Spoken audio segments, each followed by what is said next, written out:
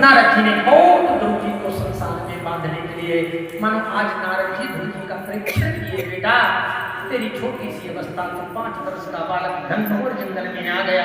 अरे इस जंगल में इतने इतने बड़े हिंसक जीव रहते हैं, तू किस लिए यहाँ आया?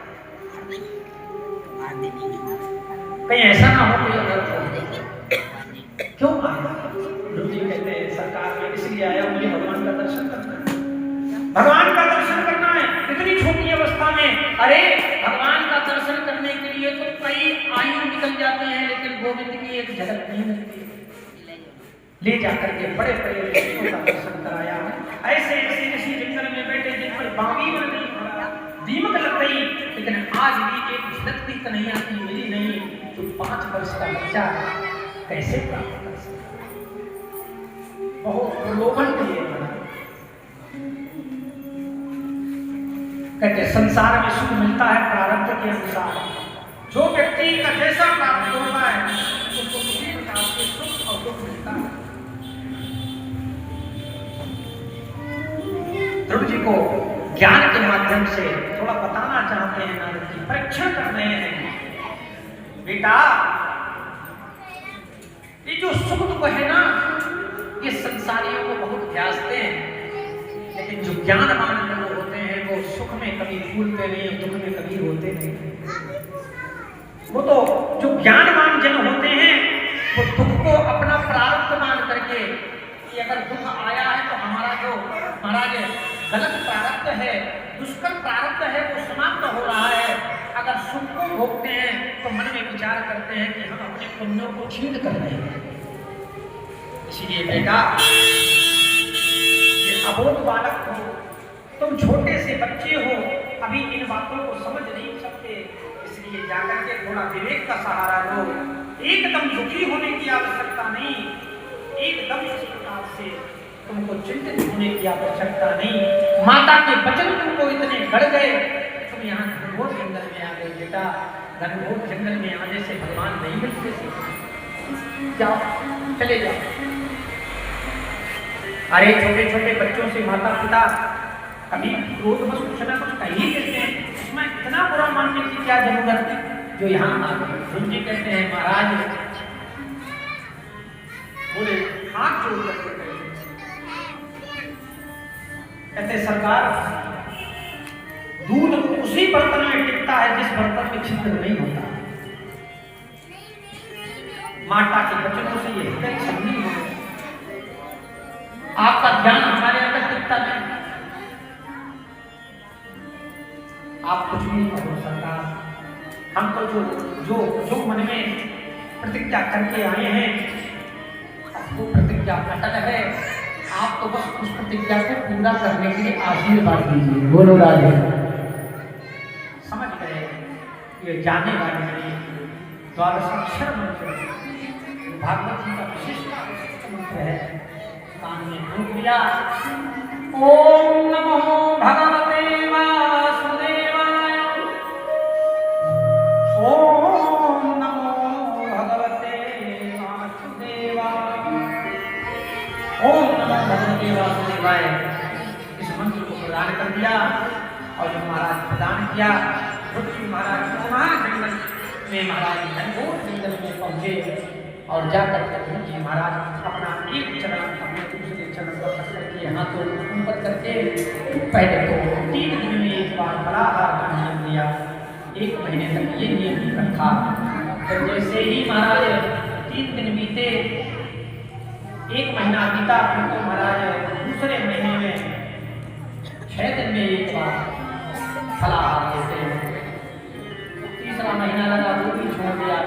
अब तो सिर्फ पत्तों का आहार करते हैं, 9 दिन में एक। चौथा महीना लगा, उसको भी छोड़ दिया।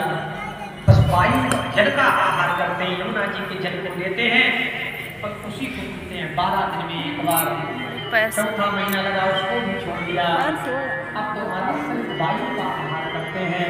और जब 5वां महीना लगा तो वायु भी अवरुद्ध कर दी, और जैसे ही वायु अवरुद्ध हुई महाराज, चराचर जगत की वायु अवरुद्ध कर दी। नैवं विदामो भगवान प्राणरोध चराचरस्याखिल सत्यधाम्ना नैवं विदामो भगवान् प्राणरोधम् चराचरस्याखिल सत्यधाम्ना। बड़ा सुंदर महाराज के देवता हैं, भगवान के पास छटपटा करके पूछे, अरे प्रभु अनर्थ हो गया, हम लोग झटपटा रहे हैं, हमको महाराज श्वास नहीं आ रही है, न जाने किसने सृष्टि की समष्टि की श्वास को अवरुद्ध कर दिया। भगवान ने ध्यान लगा तो देखा उत्तानपाद का जो पुत्र है ध्रुव, उसकी मुझ में ऐसी निष्ठा हो गई है कि उसकी श्वास अवरुद्ध हो गई, और उसकी श्वास अवरुद्ध होने के कारण सारी सृष्टि की श्वास अवरुद्ध हो गई। भगवान ने देवताओं से कहा बिल्कुल भी चिंतित होने की आवश्यकता नहीं। भगवान ने सांत्वना देकर के तुरंत अपने गरुड़ को बुलाया और गरुड़ पर गोविंद आरूढ़ हुए, और जहाँ पर ध्रुव जी महाराज जंगल में भगवान की तपस्या कर रहे हैं, भगवान जाकर के सामने खड़े हो गए। बोलो भक्त वत्सल भगवान की।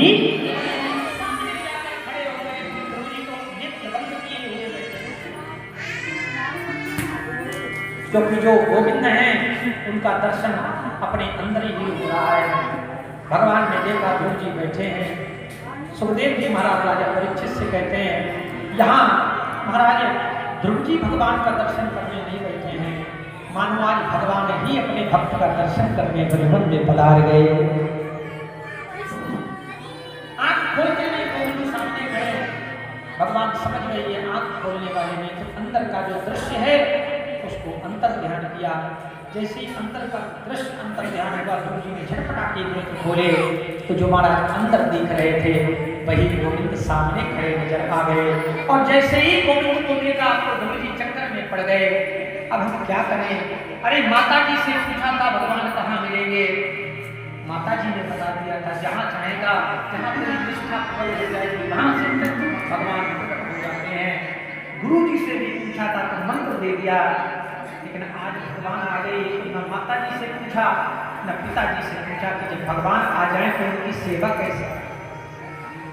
क्योंकि अगर सेवा होती है तो कुछ पदार्थ चाहिए, तो जंगल वाली बात है, कोई पदार्थ मेरे पास है नहीं, तो मैं भगवान को क्या निवेदित करूं? और अगर कुछ उद्गार व्यक्त करूं तो मैं तो छोटा सा बच्चा, मुझे तो कुछ आता भी नहीं है, क्या भगवान को सुनाऊं, क्या करना इनसे? सज्जनों, भगवान भाव के होंगे,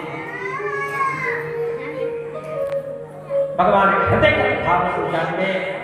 5 जन्म शंख भगवान का लेकर के भगवान ने कपोलों से स्पर्श कराया, मानो सारे वेद वेदांत ध्रुव जी महाराज को कंठस्थ हो गए। अब तो बड़ी सुंदर यहाँ पर भागवत के बड़े अच्छे विद्वान श्री विष्णु आश्रम जी महाराज कहते हैं, मूकम करोति वाचारम पंगुं लंघयते यत् पापमहं वन्दे परमानंद माधवम्।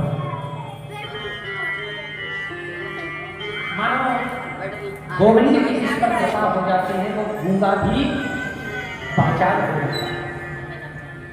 भगवान की जिस पर कृपा हो जाती है लंगड़ा भी मंदिर पहुंच जाता है। गोविंद की जिस पर कृपा हो जाती है अंधा भी देख सकता है।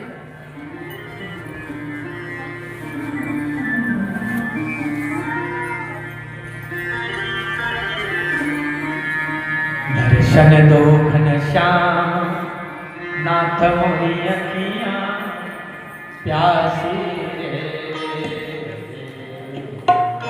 दर्शन दो घनश्याम नाथ मोरी अखियां प्यासी रे,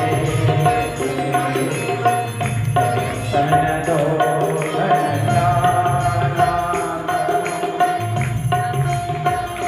प्यासी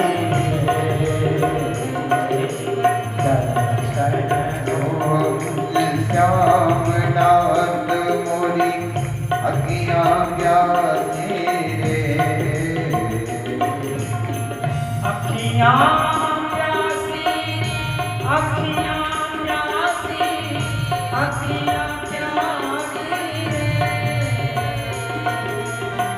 अखियां प्यासी अखियाँ प्यासी रे अखियाँ प्यासी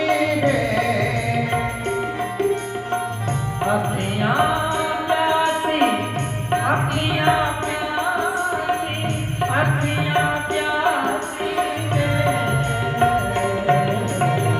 दर्शन दो घनश्यामनाथ मोरी अखियाँ प्यासी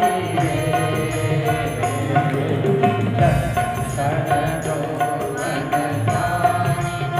अब मेरी अखियाँ प्यासी रे दर्शन दो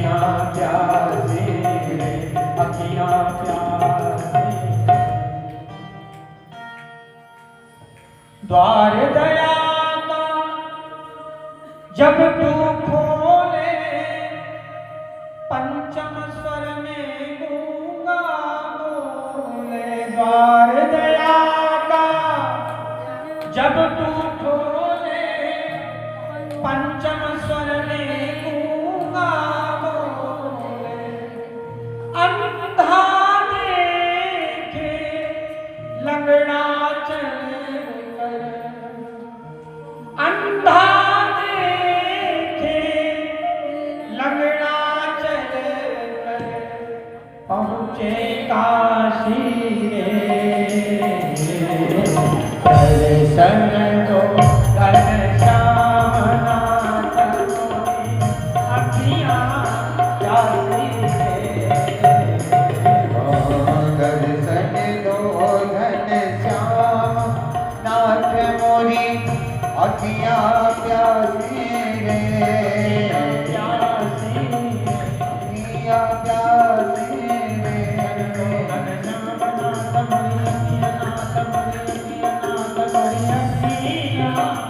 प्यासी दर्शन दो घनश्याम नाथ मोरी अखियाँ प्यासी रे अखियाँ प्यासी